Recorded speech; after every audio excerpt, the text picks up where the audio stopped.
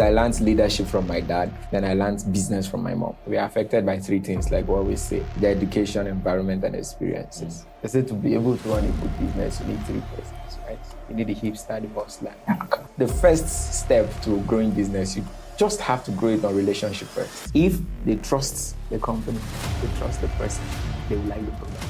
One of the biggest challenges we have in the real estate space is that we have companies who employ you today. The first question they ask you is, so how many plots can you sell by next week? So what I did was, I decided to be so good at selling properties such that I can bring these people in, train them for 3 months, and watch them practicalize this training for another 3 months. That's the probation period before I start expecting results. The best motivation for any salesperson is to close a deal, because as you continue in that journey of sales, and if you don't close any deal, you become resentful with yourself. I used to market from E3 to E3, and I met this lady and she was eating. So I walked up to her and I said, madam, I sell land. And she was like, I beg, just get out. Guess she felt bad. So she now said, collect his flyer for me. I said, you look like a good person. Somebody called me the next day. My wife said she likes how you are, that you look like a good person.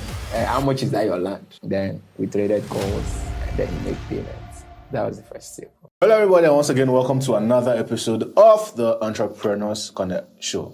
You know, as always, what we do here is to talk to African entrepreneurs to learn about their journey, their successes, their failures, and all the lessons they've learned in between in their entrepreneurial journey. And today, as always, we have a very special guest in the house. We're talking about our friend Vasri. Our friend Vasri is a good one. It's been 2 years now. Yeah. Africa landlord. Thank you so much, Mr. Welcome. Joseph Don. Welcome to the show. Where is the Don coming from? Making his debut. So, a lot of people think that Don is like a pen name, but that's my surname actually. Really? Yeah. So I just have Don. People feel like, okay, Don. He just gave himself Don. But I was born into the Don family. So this is Africa landlord Don. I'm not part of the family. Welcome. His much. real name, by the way, is Nteiro Cornelius. Nteiro Cornelius. My bad. Yes. Nteiro, yes. My bad. You've had 2 years of friendship. You don't get that. I would defriend you. All right, great. Welcome to the show. You so much. I'm hoping to have a very clean, smooth, insightful conversation with you. Obviously, I think it's not just about us. Yeah. It's about our viewers. 100%. I hope someone is able to learn something from this conversation as we move on. At least, let's see how this goes. Let's get it. Yeah, of course. Let's get it. All right. So, how I'd like to start is to ask you, what was life like growing up for you?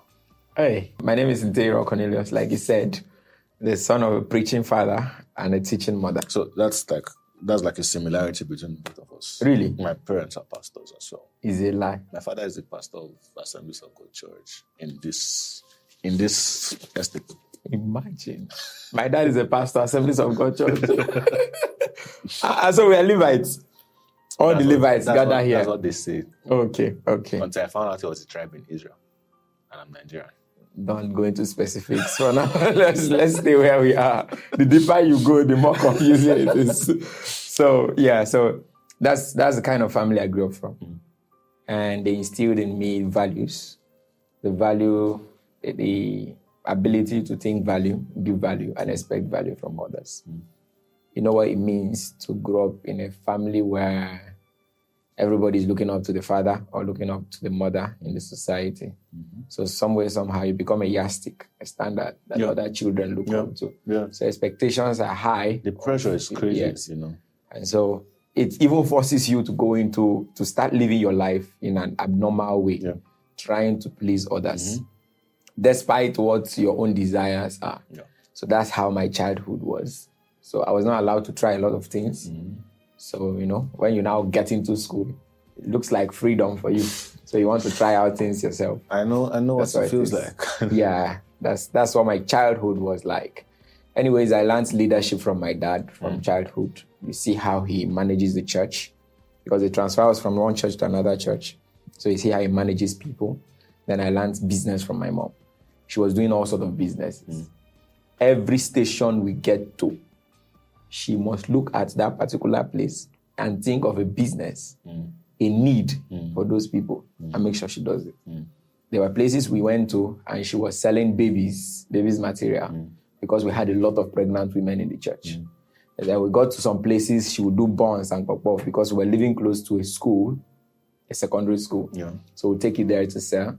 There are places we got to, she would do tapioca. You know this cassava that they soak in water? Then we take it across to a fishing port to go and sell. So we're doing a lot of businesses through her. That's how come I was able to develop the entrepreneurial skill. Nice. Funny enough, luckily for me, I only had that transition once in my life. Okay.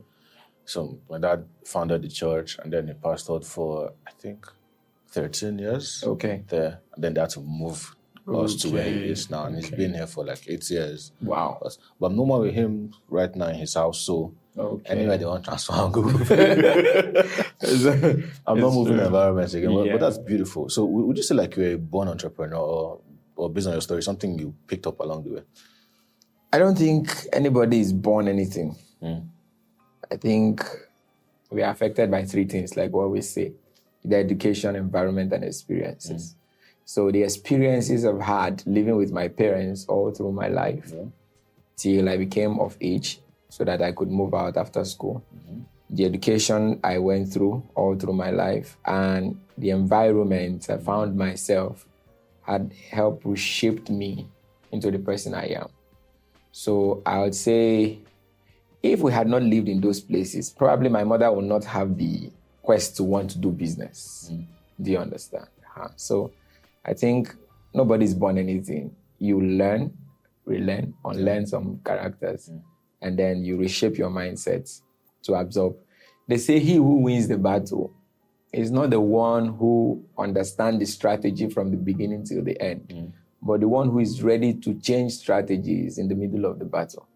So as we move on, we are flexible enough to adapt to wherever we find ourselves and push.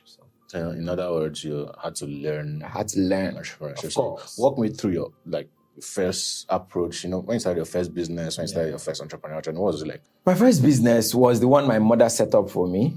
Then I was in secondary school. So she would buy biscuits in cartons and give them to me. So I was supposed to sell these biscuits in secondary school, back then JS3, come back and give reports at the end of the month of how much I sold. And I never liked business, honestly. I never liked being accountable. I never liked record keeping. I never liked breaking the ice with anybody. Walking up to someone, your classmate, to tell the person, I have biscuito that I sell. No, I was too proud for it. In fact, I had ego. And one of the basic obstacles to sales is ego. It's ego. When you feel like, no, now. How can I? What if I go talk to this person now? And this person can't treat me like this. So my classmates, that's secondary school now. Classmates is university. So my classmates will laugh at me.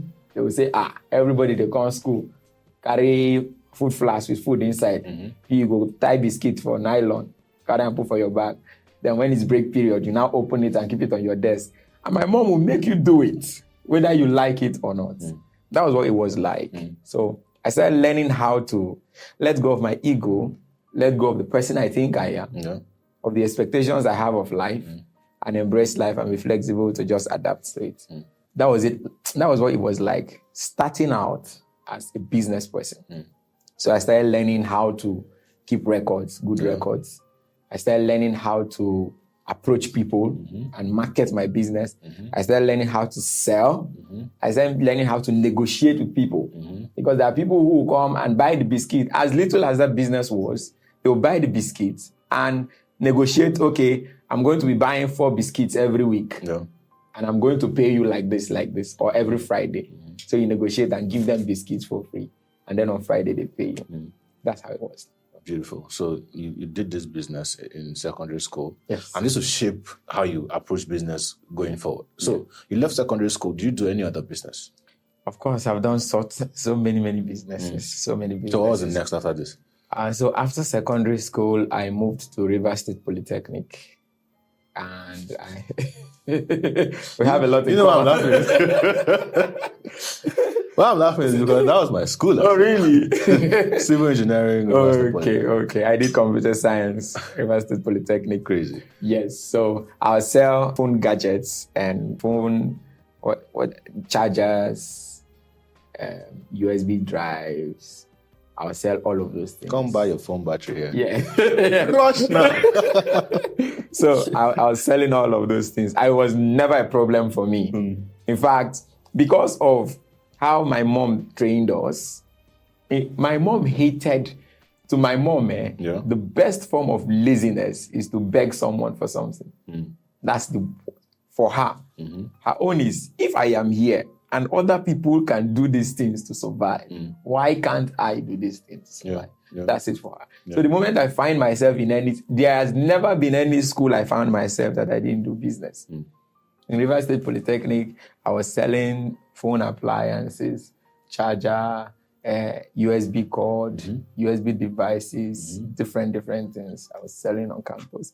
I was managing a cyber cafe for a lecture.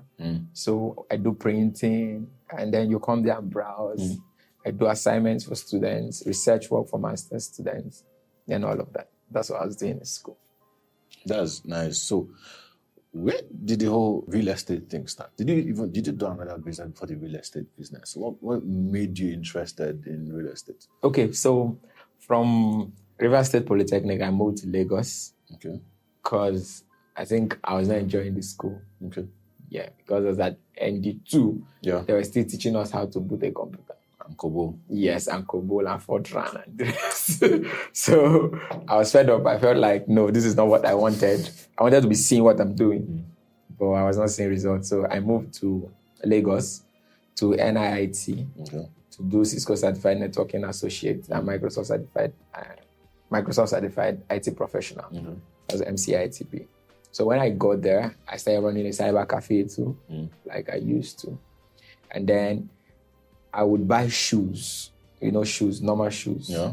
I'll buy them for 500 naira then and bring them to Port Harcourt. My dad was a pastor in Assemblies of God Church in Igwechi. And then I'll bring them to Port Harcourt, 2 bags.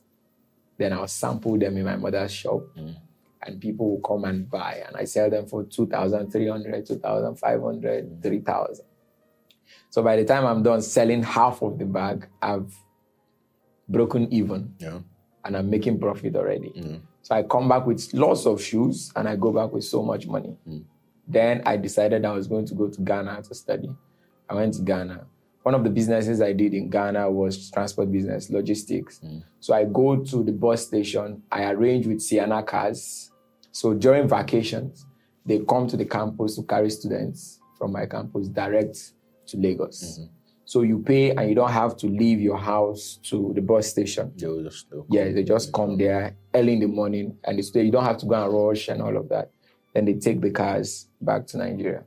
Then after that, I moved into doing bonds. Yes, so I'll do bonds, donuts.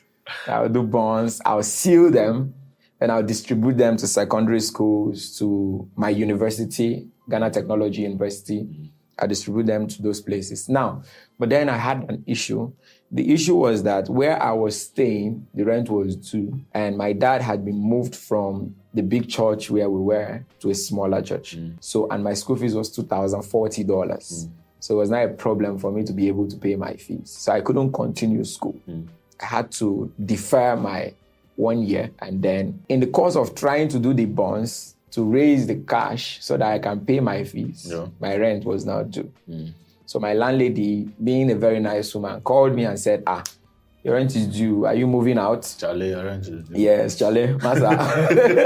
Master, you catch time, why? Wait for give us the money. So I now said, okay. She had an uncompleted building behind her house that they had roofed. They'd done the German floor, part of the windows, the doors and stuff, but it was not completed fully. So I told her, I said, I can get students to rent this place behind. You give me one of the small rooms so that I will be staying. Then I'll manage the place for you. And by that time, her hands were weak. She couldn't raise enough funds to do it. So she accepted. So I started marketing the place. It was not a problem for me. Yeah. Because now I stripped myself of all the ego, of all the person I think I was. So it was not a problem. So I printed posters, I posted them on campus, and students started calling. So most of them were my friends. You know, the first step to growing business, you just have to grow it on relationship first. I think so. Yeah. Yeah, you establish a relationship first. So I got people who paid for the place because they came, they saw it, they paid the landlady. So I was allowed to stay in one of the places. And then I had people who were still calling. They would still see my posters that I posted. Then they would still call. How far? I saw your poster, Masa. Like when they said your house, then they know. And then I said, it's finished. So they started becoming. Then I saw another, I visited somewhere because I was now an agent looking for houses for people. So I visited the hotel thinking it was an apartment and it was dilapidated. And the old man managing the place was just seated there. So I was like, is this place a hotel, hostel, or a house? And then the man said, this is a hotel. I said, this place is dilapidated. Why don't you give it to me? I'm going to run it. I will pay you $1,000 every 3 months. So he was like, okay. But now the challenge I had was that Ghanaians had problems with doing business with Nigerians because they feel that every Nigerian is a scam, is fraud. It's a fraudster, rather. The whole Ghana. Yes. No, let's not go into that. Yeah, so now what happened was I now had to devise a strategy to do business with them. So I went to my head of student affairs. I took him to the property and I told him, I said, this is what I want to do here. I'll be getting 3 students per room. And this is how much we're going to raise because this is 18 rooms. We're going to raise so amount of money. We're taking, in Ghanaian cedis, 1,200 Ghana cedis for a semester. So this is what we're going to raise. So I don't want to touch the money. The money will come into your own accounts. You will pay the landlady. Don't pay me so that you have your security, the guarantee that I'm not using the money for another thing. So it was like, okay, and this is your percentage. So we agreed. And the moment he made the announcement on campus, trust me, if they trust the company, they trust the person, they will like the product. So they trust that this is head of student affairs. They were paying the money. So it was not a problem. Marketing was not a problem for me. So we had so much students. I'm sorry, I've said this over and again. Marketing is not a problem. Yes, at all. So we had so much students that the hostel was full and I had to look for another apartment and turn it into a hostel. So that was what I was now doing. Interesting. So that's where this whole real estate. Yes, that's how it started. From. So if it was going so well in Ghana, why did you move back to Nigeria? Okay, so in Ghana, one thing is that when you run a business as a foreigner, especially a real estate business, as a foreigner, you are not allowed to be a major shareholder or a director in your business. Oh, really? Yes. Except you are ready to pay the benchmark of about, I think it was $50,000. $50,000 is the benchmark, or you could pay 10% of that. And I didn't have that. So I used Ghanaians as major shareholders in my business. Yeah. They were the ones who could sign checks. They could sign everything. Why isn't that risky? Very risky. So I was not even allowed to sign check. And then we had a memorandum of understanding with them that they were going to run the business with me for 5 years and not touch a dime from the business because we wanted the business to grow. But as time went on, they started placing their own side interest on the table that I was unable to contain. So they said they were not going to sign checks again. And I had to prepare hostels for students. And it was not a problem. It was crazy. That was crazy. Yeah, very crazy. How did you navigate that? I didn't navigate. I just left. It was crazy. It was, you know how people begin to now want to bite more than you agreed with them. So what happened to the money? What happened to the money? No, we set up hostels. We had students in the hostels. People were still living in the hostels. Everything was normal when I left. I was shaking, but then I had to come back to Nigeria. That's quite interesting. So you came back to Nigeria. Why did you choose River State? Why not Lagos? Why not any of those places with be? Okay, so there's a saying that in your place, you're a lion. In another man's land, you're a sheep. I am from River State, Xandoni. Here I'm a lion. And God will have a reason why he brought me to this world through this place. Yeah. And this place must bless me. That's why. And my spirit is more comfortable doing business. That's interesting. Yeah, So of you course. came here, you founded Xandoni. No, I founded Xandoni in Ghana. You founded Xandoni in Ghana. So you just now imported your framework and everything Yes, of course. back here. Yes, of course. What are the early stages like? Here? Yeah. How did you sell your first land? Okay, so I had to start from the beginning again. I had to start all over as an agent, renting self-contained, 1 bedroom, single room. Those are the things I was doing around the Lelewon. I'll fire posters from Lelewon, Akbajo, down to Oil Mill, down to Artillery, that way to Slaughter, back. That's what I was doing. And then people will call. So now there are different stages to business. Yeah. For me, that was the stepping stone. And I knew I had to make so many clients in that space because it's this same clients who sustain me if I move a little up above the ladder. So I was renting 2 bedrooms to people. And then I told you my dad pastored in a chair. So I went there. I decided to leverage on his relationship. A deacon in our church had 38 plots of land he wanted to sell. So I told him, I said, okay, I'll be selling for you, but don't pay me commission. Hold it. Because at the end, I want to be able to calculate my commission and know how many plots I can take from you. So out of the 38 plots, I was able to sell 30 plots. And then he kept 8 plots for me. Do you understand? So as at the time I started selling, we were selling for 850,000 naira for a plot. As at the time I finished selling the 30 plots, that place had appreciated to 2 million naira for a plot. So I just sold off some part of my plots, raised some money, bought more, raised some money. That's beautiful. Not as beautiful as it sounds now. Yeah, I mean, so when you're telling the story, it sounds sweet. Yeah, of course. Nobody there when you trek to go some places when you start to squeeze When you inside the sweat taxi, for when you sweat. See, and then people come and buy land, secure your future. Your own future have not secure yet. It was crazy. Yeah, it was crazy. That's interesting. So how I sold my first plot of land. Yeah. I used to market from E3 to E3. And so I went to Bonjour at LL1 and I met this lady and she was eating. So I walked up to her and I said, madam, I sell land. And she was like, I beg, just get out. Please just get out. That's how somebody came to talk to me the other day and I lost my, she said she lost something like that. And I was like, oh, I'm very sorry. She said, no, my brother, just shift. So I moved aside. I went to the next table and I sat down. And after a while, apologies to the company I just mentioned their name. One of the security guys came, the waitress came and said, are you going to order anything? And I said, yeah, when I'm ready, I'll call you. I didn't have money to do that. So she left and came back again and said, sir, we don't allow people to sit down here except you want to buy something. So I was like, no, my steez day now. So I was like, no, I'll leave, don't worry. And then she came back again with the manager. And they said, sir, please, you have to leave. So I said, okay, give me 2 minutes, I'll leave. And then the security guy came and said, sir, please, you're harassing our customers. You have to leave. So as I got up to leave, the lady now, I guess she felt bad that this gentleman, I'm a fine boy.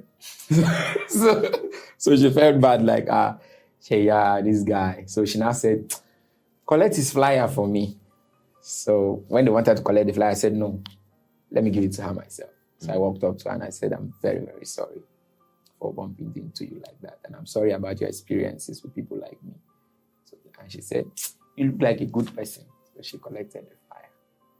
And then she got home and then somebody called me the next day. Said, is this Xandoni? The name of my company is Xandoni. But he didn't know how to pronounce it. So he said, is this Xandoni? My wife says she likes how you are, that you look like a good person. How much is that your land? So then we traded calls and then he made payments. That was the first sale for me. How did you feel? You know, the best motivation for any salesperson is to close a deal. Because as you continue in that journey of sales, and if you don't close any deal, you become resentful with yourself. Yeah.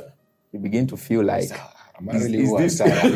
is this what I want for myself? What kind of wahala is this? I can totally relate. Because one day last year I did a whole I do webinar. People attend, they comment. After the webinar, no sale. Are you serious? I say, Am I really who I say I am? It's crazy. It's crazy. Like, it's crazy how you walk and you just pray for that breakthrough. And when that happens, that motivation is able to sustain you for the next 3 months. We need that validation every time. Yes, you think you're past the validation. Yes, of well, course. you're actually not past it. Of course. It's the same thing with celebrities. You can think you do show and you sell out, but one particular show just shows you that, you need to work harder. It's like that. So it was crazy. But that was like... Yeah, talking about busy man. No. I'm not talking about busy man. Not at all. Currently, the guy cannot think straight. So, but that's how it was for me. And that was like, you know how you keep doing something and it's not working out. Yeah. You now begin to feel, it's just saying that the plan of God for me be this. It's just say, God, no one make I turn pastor. It's just say, God, no, then you make a sale. And it's like, it's true. It's not that God wants me to, this is the right path. That's it. Every single person needs that every once in a while. Yeah. Yes. Yeah. It shouldn't take too long for you to see a result. If not, you might probably give up. That's how it is. Yeah. So, you make that first sale thanks to your boldness to go approach that lady. Yeah. And what do you have to say first of all before I move on about people that they are shy to go talk to people about their business and all of that? About people who are shy, I think being shy is a natural thing. They are ashamed to say, I will like go and talk to somebody. Most of the thing we call being ashamed is actually ego. It's ego in another word. Ego is, I know who I am. And under no circumstance should I be treated less as to comparing myself to who I think I am in my head. Most of these things are from our environment, from where we grew up. For some of us, our parents don't, with what they call discipline, they've stripped us of every self-confidence we have in us. And some way, somehow, you come out of life feeling like you come into life, into this world like this, feeling like, okay, have you ever felt like you walk into a place and you feel, be the match? If you match up this place, everybody here wants something past you. That's the feeling most of the time. So we feel like others see us that way. And we don't want to attempt to do anything that will... Why should you be ashamed? Why should you be ashamed? Why should you be shy? Shy of what? Why should you be... I don't understand. They say a dog was sitting on a nail and the dog was crying. And the owner was seated there too. So somebody was like, this dog is crying now. Carry the dog out of the nail. And the owner said, the nail never pinch and reach. If you pinch and reach, it will move. So we got to a point in our lives where the only thing we could do was to be brave. And some persons, they need to push them. That's why they say, move out of your comfort zone. Sometimes you need to throw yourself out there such that the only thing you have, the only option you have now is to just be strong. That's it. And then I think it comes with a lot of exposure if you can develop self-confidence. Exposure is very important. I was able to push myself towards people who live their everyday lives as though they live for confidence. And, success by association is important in this business. So they shaped my mind. That's it. Some of these people are the Igbos. See, when you talk of bravery, self-confidence, you talk about the Igbos. Yeah. An Igbo boy starts to learn how to approach people, clients, from a young age. You walk into the market and you see an Igbo boy say, wetin they find, we'll get down. Wetin they find television, they find aeroplane, we'll get down here. That's how it is.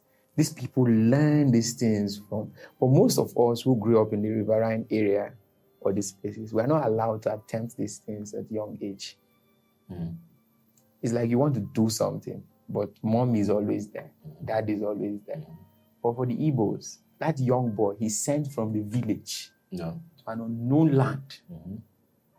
So he's tossed into a place where the only option he has is to become what he needs to become, so that he can attract value in life, or else he's coming back to the village. So they learn this thing from their young age.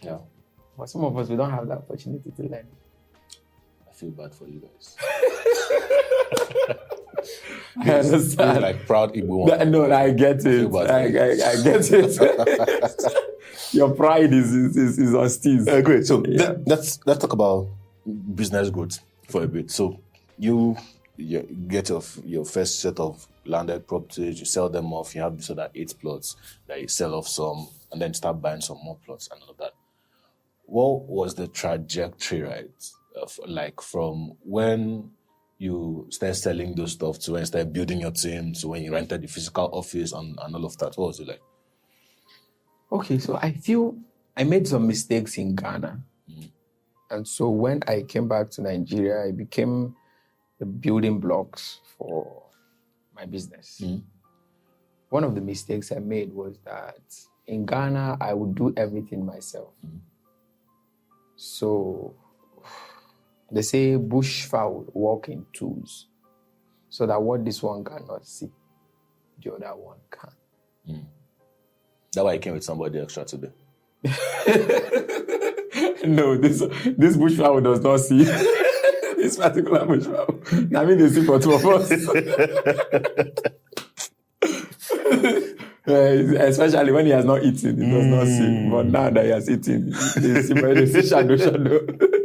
But however, so that's it. So when I came and I started seeing the lights a little, I told myself I must be so good that I can employ 10 persons in the office and pay them salaries for 6 months and not depend on them making sales. One of the biggest challenges we have in the real estate space is that we have companies who employ you today, and they ask you, the first question they ask you is, so how many plots can you sell by next week? Have you had that experience before? Like you sit on a table and the CEO is employing someone and he's asking the person, have you sold anything before? And the person says, yeah, I used to work with so and so insurance company. We used to sell policies and stuff. And it's like, okay, so if we employ you now, today is Thursday, by Friday next week, how many plots can you sell for us? You've had that experience before. I don't see them. Okay, but I didn't want that to be my onboarding process, part of my onboarding process. So what I did was I decided to be so good at selling properties such that I can bring these people in, train them for 3 months and watch them practicalize these trainings for another 3 months. That's the probation period before I start expecting results. So I brought people in. First of all, I said to be able to run a good business, you need 3 persons, right? You need the hipster, the hustler, and the hacker. So the hipster for me was Barrister Namdi, who is a barrister. He understands that's the hacker for me. He knows the business. He knows documentation. Then I needed the hipster. The hipster is Barrister Queen. She knows how to organize, put the business in the right perspective, in the eyes of the client so that they see us well. And then I was a hustler. I was good at sales, at closing. That's my job. So I need to close and they need to train the people on the intricacies of the business so that the people can be well grounded in the business. That's what I did. So I brought people in. I did interview for them. I trained them for 3 months. Nobody made sales. I was paying salaries and giving allowances for transportation every single month. Then they started working. So some of them, the first person sold his first plot on the 5th month with us. The second person, the 8th month. But today, they are one of the best salespersons. So you build the people and the people build the business. Build the people build the business. So you shared two profound things now. First is the three people you need to get started and succeed in business. Yes. The hustler, the hipster, And the hacker. and the hacker. Yes. And then build the people, and the people build the business. and then people build the business. Have you had to fire somebody before? Yes. What's your approach to firing? Why would you fire anybody that's working for you? Okay, so I fired someone because of conflicting interests. The person was working with me, and his girlfriend was working with a real estate company. And he loved his girlfriend so much that we would discuss confidential issues in the office, and he would tell her. You're not touching chest now. So you want people talk about that? And then she would tell her boss. And then the boss was my friend. So the boss will call me and tell me, Cornelius, be very careful. Your information is not safe. We are getting to hear everything you are discussing in your office because of so person. So I had to shadow this guy for 6 months. I had to shadow him for 6 months with another person.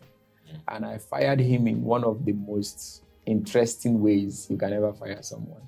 I told him, I said, I appreciate and cherish our friendship more than this job. For me, I want you to be able to see me on the street tomorrow and we shake hands and you hail me. You are my friend first. That's how it is for me. I don't even call them my workers. I don't even call them my staff. If I go somewhere, I introduce my people as my colleagues in the office. That's how it is in our office. So I told him, I said, I cherish our friendship more than this business. If we keep the business aside, I want us to still be able to connect as humans. So please, I am beginning to see your loyalty to the firm questionable.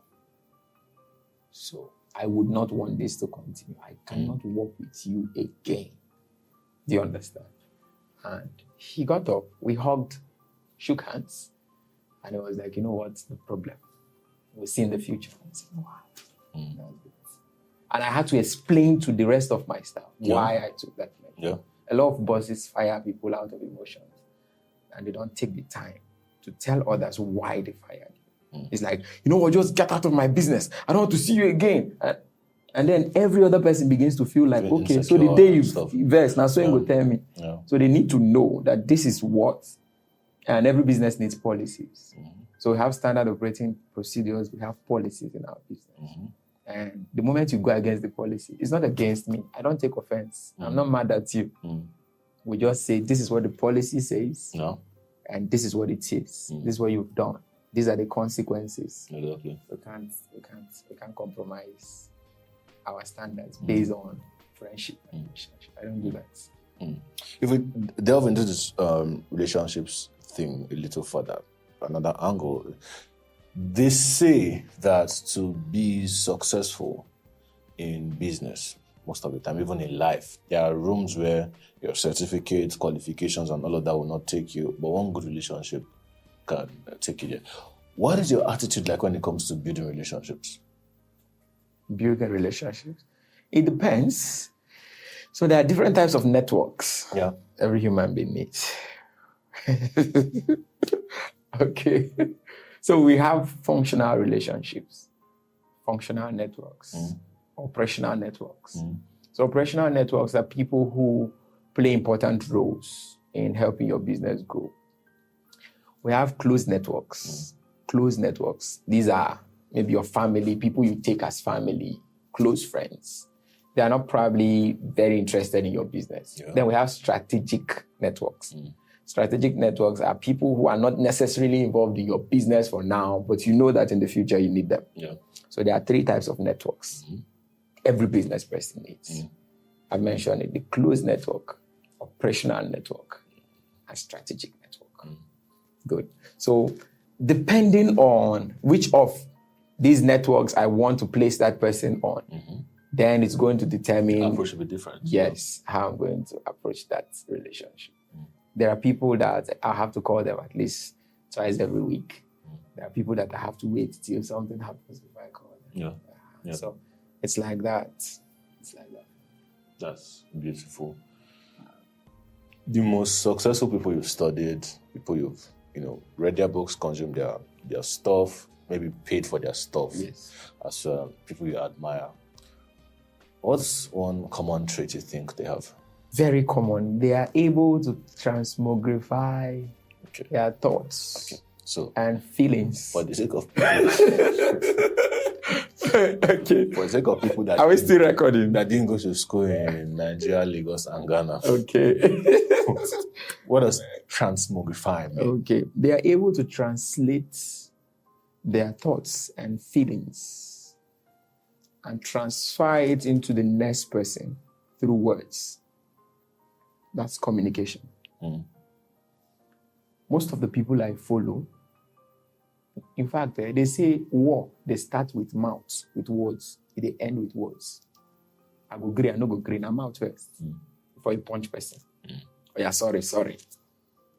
So the moment you see someone who is able to communicate their thoughts very well, you are my friend. You are like a role model to me.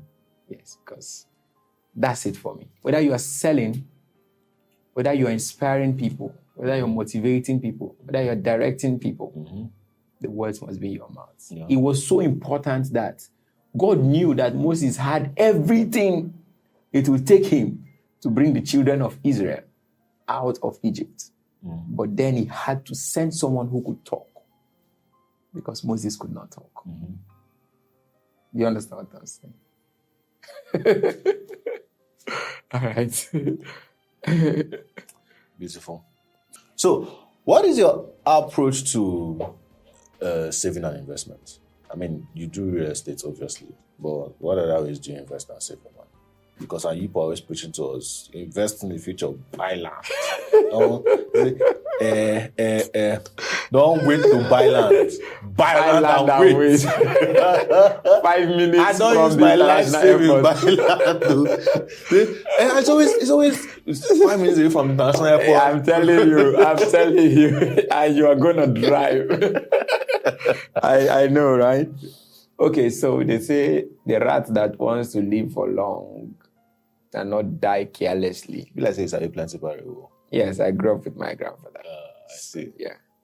So they say the rat who wants to live for long and does not want to die carelessly will always have multiple goals. In as much as we can establish that nobody has made it into wealth through multiple sources of income. Starting with multiple sources of income, you have to start with something. Be so good at it. So we say, as another topic, so for people like me, I buy shares, banks. Recently, I bought shares with Zenith Bank. Zenith Bank not paying me on this place. Okay. Zenith Bank not paying me on this place. Sorry. So recently, I bought shares with a couple of companies. Yeah, and shares with many companies that I can't mention here. Yeah. Good. And then for me too, I have other businesses. Any business that takes money from me, I open a business for it. Anything that's interesting. Yes. So, yes, in partnership with a friend, Mr. Busymart, acts as the president. We have a barbing salon that we run. Nice. That brings us money. Yes. And then you must save. Whether we say anything, whatever we say, you must save. Because some of these businesses we run, it is not that easy to liquidate as fast as you want. So some way, somehow, you need some cushion base in form of a support system that is money that you must always strive with. So it's important. Do you know that I tried something out with one of my salesperson? I'm not supposed to say it on this camera, but let me say it because it's used to help us.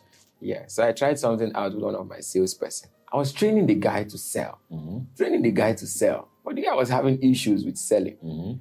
So I deposited 2 million naira in his account. That's like the highest form of money he has ever had in his account. Because I realized that his mentality was that of scarcity and not of abundance. Because he was always feeling it's impossible for someone like me to talk to someone about 1 million naira land. The highest I've sold in my life is 70,000. That's all he would keep saying. So I deposited 2 million in his account. And I said, this 2 million is going to be your account. Go and do marketing. Sell. Everything you sell, we cut the commission from there, you'll be using it. But you see this 2 million, you're not touching it. So if you sell 1 million and your commission is 100,000, you take the 100,000 from that account. Now, the idea was not for him to see money and feel like, okay, because I don't see money.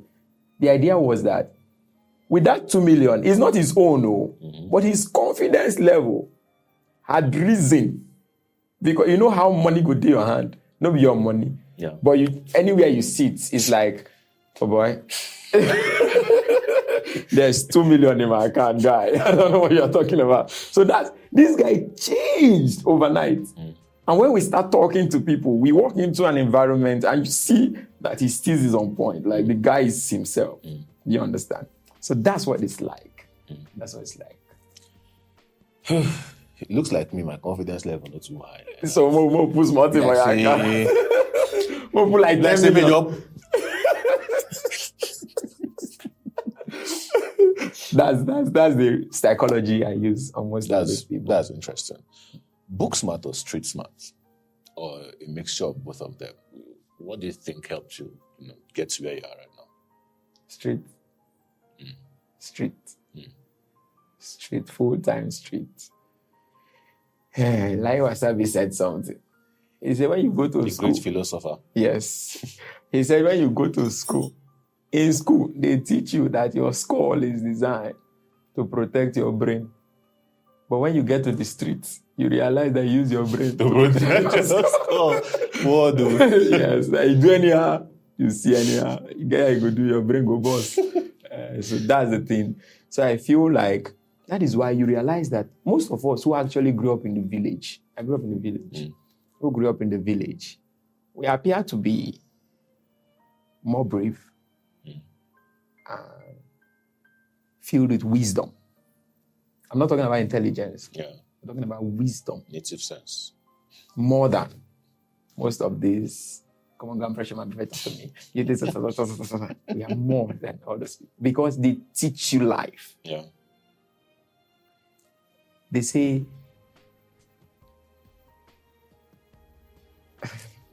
let's leave that topic. So they say, if you bleed during training, you sweat during war.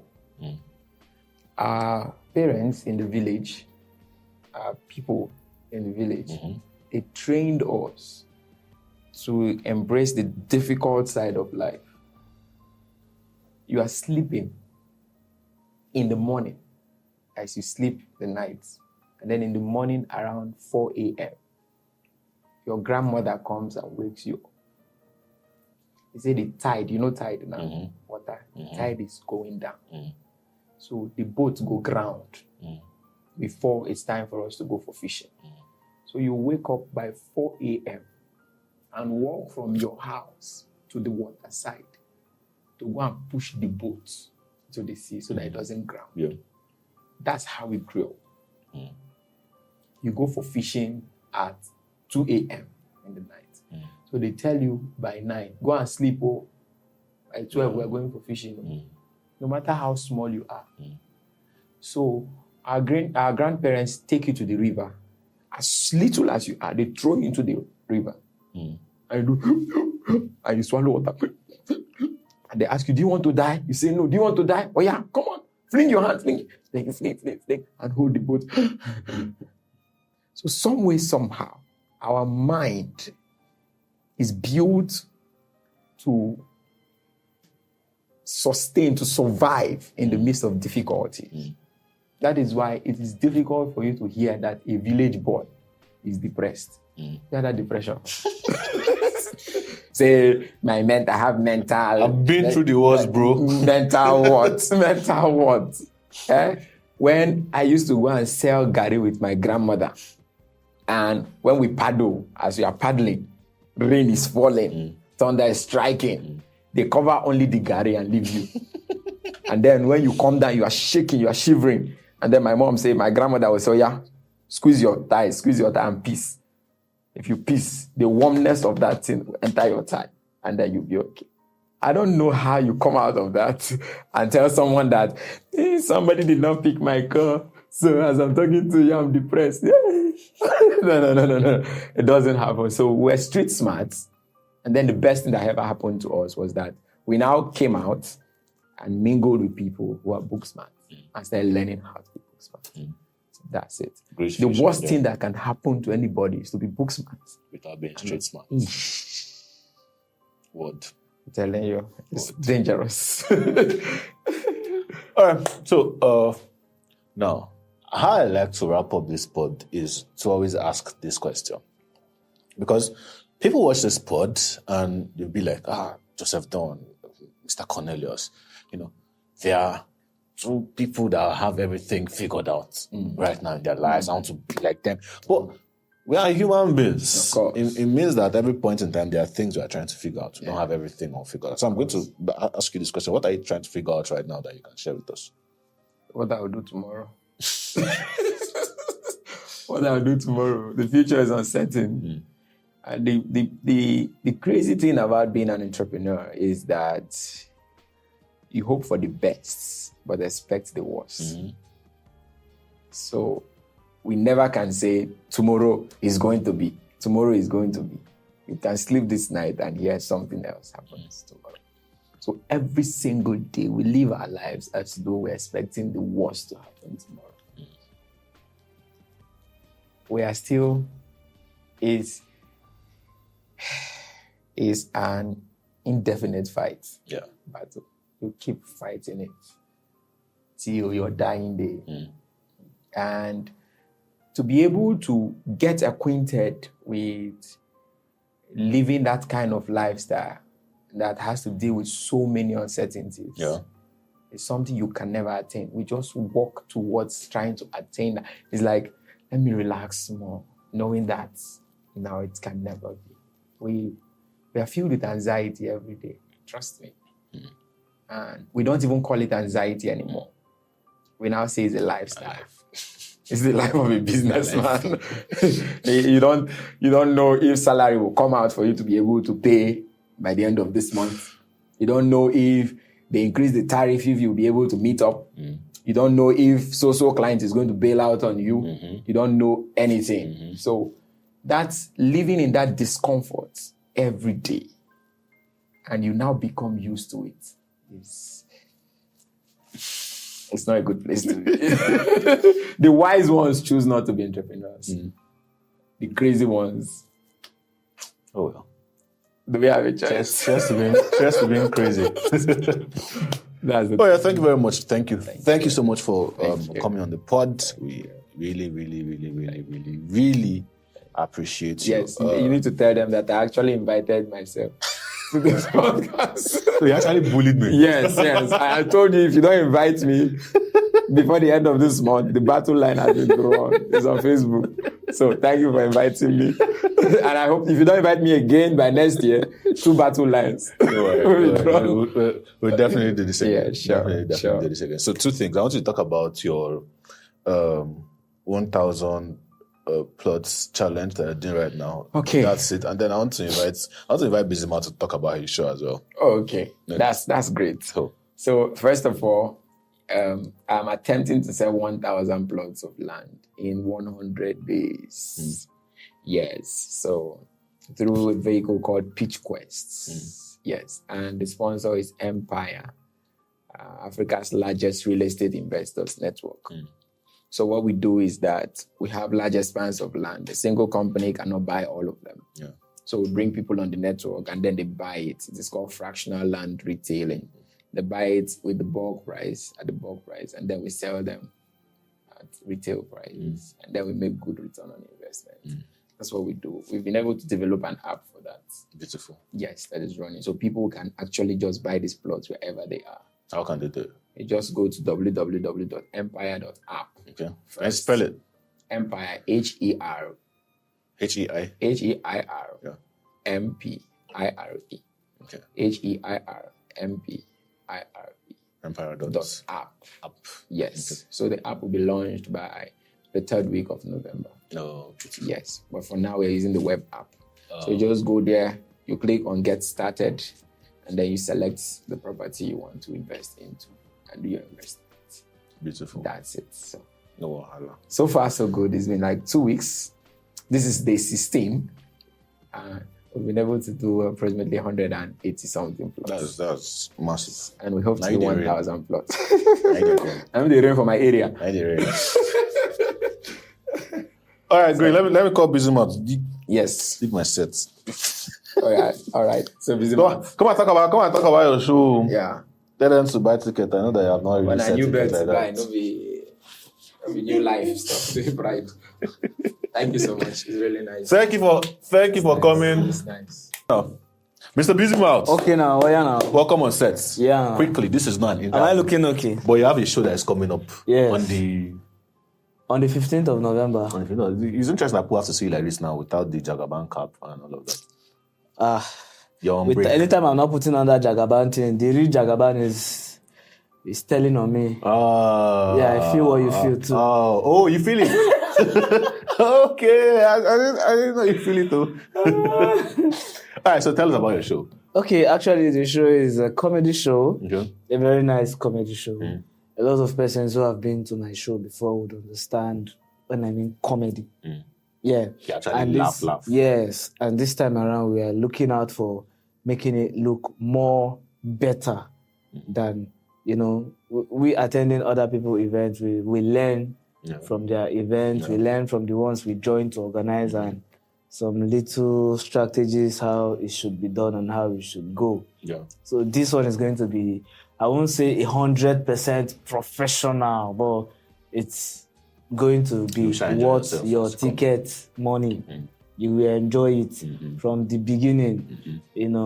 Just try to make sure that from the beginning, if you come late and you are waiting to see, because we bring in some big guys like senior colleagues, Destocker will be there. Interesting. Destocker will be there, Mtimbaka, Madiba. Nice. A lot of persons from Port Harcourt. We're having Akpanuko, GSM, Worry Bros, good comedians. Yeah. So once we are starting is we are starting. We are not starting with spoils. We are starting with the best. Yeah. So the stage is for the best. It's not a rehearsal ground. Yeah. So that's what we do. When is the date? How much is tickets? Where can we they have get tickets? Regular for 5,000, VIP 15,000. Then we have stable for 500, 1 million, 2 million. Just like my business associate did. He got the one of 2 million, but then he's paying every day. Small. No, he's not paying small. Like if I once like now I'm feeling down. I'm feeling depressed about my show now. So once I'm feeling depressed, I'll just go and meet him. He will do me 2 million that he has done before. Then if I'm feeling sad, that is like this thing will not work, he will send me another 2 million. So all those money are for the future show that I will do. Okay. Yes, but before that time, I'll gather all the money I've collected from him. Then I'll not say that's the ticket price for that one that time. Because I cannot pay him back. Yeah, so awesome. That is just where can we get the tickets? Tickets are online, www.tellerafricantickets.com. Okay. Then you can also still send your money and we book your name down. Immediately you get to the venue, you just tell them your name, they sort it out. Yeah, so let's say people want to send the money. How is that done? Yeah, we have a bank account for that. Yes, we have a bank account. Where do they find it? Where would they find it? Social media page or where do they find it? Okay, normally since it's on page, what we put on page is Teller Africa. Teller Africa. Oh, okay. So some persons will now be like, me, I don't know. We still have, illiterate doesn't mean somebody is being stupid. Yeah. Just like we have, just like we have computer literate. Yeah. That means if you are not a computer literate, you are an illiterate, which means you can't really handle this thing. Yeah. Because you don't trust it. Yeah. You understand? So some of them will still call you and say, Alpha, or write you and say, Alpha now. I know to do that online ticket. Maybe they don't to chop my money online. If you pay, then that is where I now come in with. Okay, we have a bank account. You pay, then you send us the name you will use at the gate. Not your name is James F. Young. You now come there and now say your name is Ikbaudo. No, they will bounce you. And trust me, I won't be there to say he paid, he did not pay, and all of that because we'll be all busy on that day. Like him now, I booked his name with 3. Okay. I use African Landlord. I use Xandoni, I use Empire. It's Just even in- 4. just And in I case. still use Cornelius. Nteiro Cornelius. Then, before the show, I'm still thinking I might add the wife's name so that Just in case. just in case, because they get the way on the day. So No, then- as long as I go there, I go there in table. Yes, I beg you. I'll be there. Yeah, Inshallah. yeah. As long as you be on that table, me, I'll try to make sure that table will break up. Because I don't know why you don't want to buy table. No, I prefer to pitch with my guy. Okay, perch. Then they do pitch quests. I want pitch for inside. All right. No, thank you very much, Busy Mounts. By the way, so guys, go and get the tickets. Please, I beg you. attend See, the this show. country is telling on I'm me. going to Forget be that there, Tinubu so. thing. I am devastated. See, the only time I'm happy is when I'm in that Tinubu thing, because at the time I have the chance to do you people what he's doing to us. So please, buy my tickets. The Stalker, MC Bakara, and you dance coming through for music, and Nice. it's going to be fun. Nice. This will be the first kind of show I've attended. I've never attended any show. The show is, I promise you, the show is just to last for 4 hours. I go there. So 4 hours. We don't want you don't have to take time to create any impact. You don't have to take a if they go to long time. telafrica.com right now. Yeah, if you go there now, what are you going to see? You will see my picture with me about that thing. Now, don't forget, Tell Africa is a site where people buy tickets. There are other shows. Now, about yes, that. there are So other what's shows. the name of your post. show? My show is Get Busy with Busy Mouth. Okay, beautiful. So once you log into www.tellerafricantickets.com, you will see other tickets. So what you will see me is wearing my agbada and the Tinubu cap and 2 other pictures that are not putting on the Tinubu character. Then you see Get Busy with Busy Mouth, 15th November, the Arena Event Center. Okay, beautiful. Please just click on the table price or VIP. Just leave regular. Leave the regular It's for not your regular thing. people. It's not your thing. It's not your thing. I can tell you. It's not your thing. Do wahala. Thank you very much, Busy Yeah, Mouths. I really Have a appreciate great day ahead. And thank you guys for staying to the end of the show. Make sure you subscribe to the channel. We're going to see you in the next episode. Take care and bye-bye.